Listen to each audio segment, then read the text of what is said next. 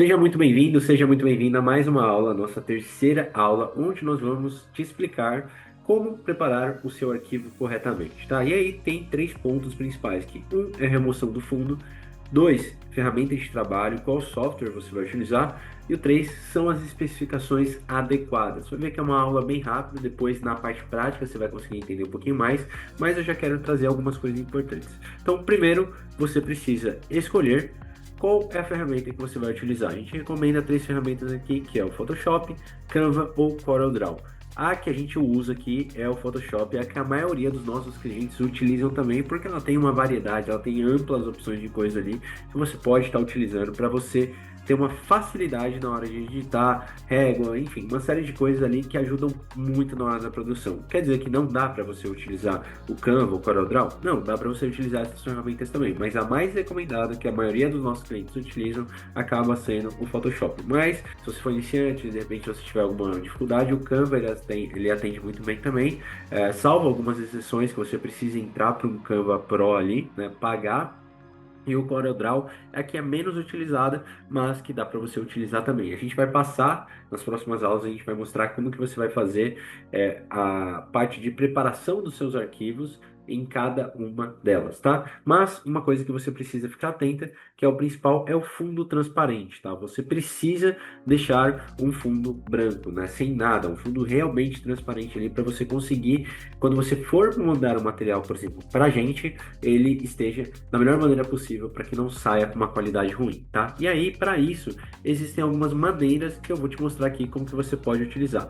Existem removedores de fundos, que é esse Remove BG, tá? E esse Sticker Mully, né? Que é o Trace também. Então você pode fazer login aqui, ou você pode simplesmente jogar um fundo aqui e você pode fazer a remoção dele. Aqui, por exemplo, eu vou pegar um exemplo que é dessa caneca aqui da própria Geeklandia, tá?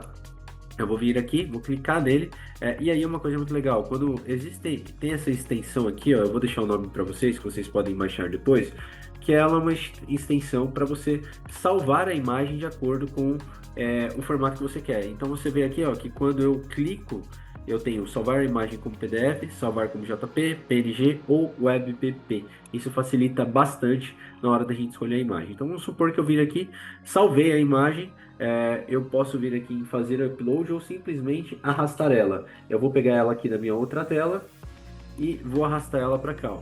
Você vai ver que ela vai remover o fundo dessa imagem.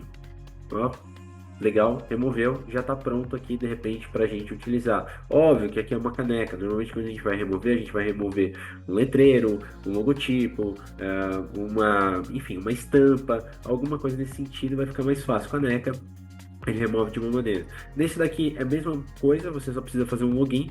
E existe uma maneira também que eu quero compartilhar com você, que é removendo pelo Photoshop. Aqui então, com o Photoshop aberto, existem duas formas de eu estar removendo, tá?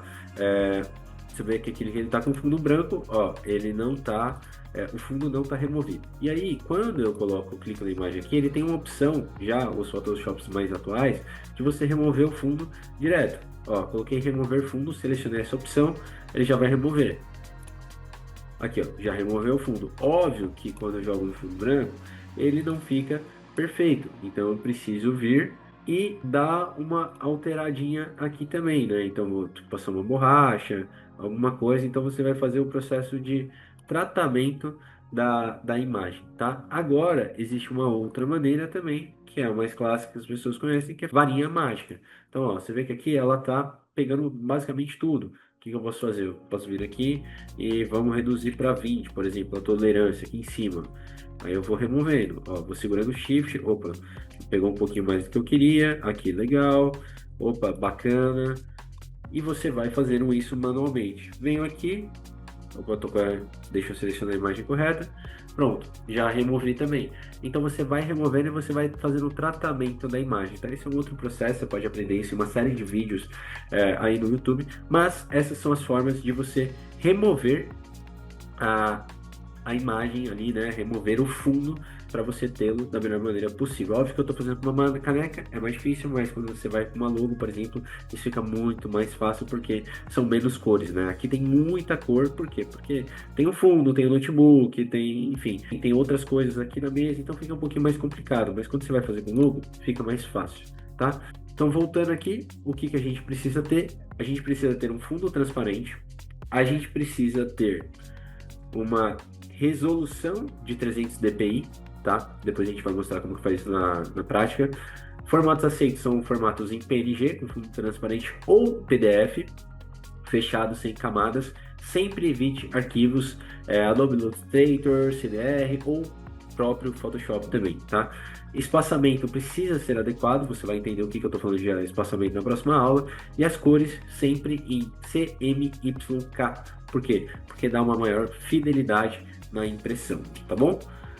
Aqui mais algumas precauções medidas, tá? Então, reforçando, o DTF Texture, quando você for fazer o arquivo, é importante que ele esteja em A3, 29 por 42 centímetros, e o metro linear ele tem que estar de 57 a 100 centímetros, tá bom? Essas são as duas opções. E no DTF UV, você pode fazer em A3, A4 ou metro linear.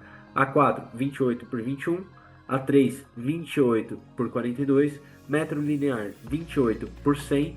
E atenção aos detalhes, evite sombras, degradês sutis, brilhos e fontes muito finas, pois elas podem não ter um bom resultado e comprometer a qualidade final da impressão.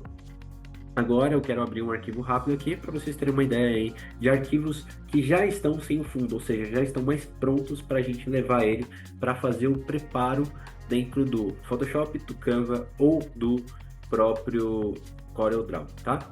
Então aqui, ó, você pode ver que já tem uma série de imagens que são de produtos nossos que a gente produz aqui, né, que a gente utiliza na produção de DTF Texture, DTF UV, que elas já estão prontas, né, recortadas sem fundo. Então você pode ver, se a gente abrir essa daqui tá sem fundo, essa daqui sem fundo também, olha essa daqui sem fundo. Então elas já estão perfeitas para jogar e a gente montar um arquivo, tá? Na próxima aula a gente vai mostrar para você na prática como montar esses arquivos. Então a gente vai dividir em 3 aulas, montando um arquivo no Photoshop, montando um arquivo no Canva e montando um arquivo no CorelDRAW.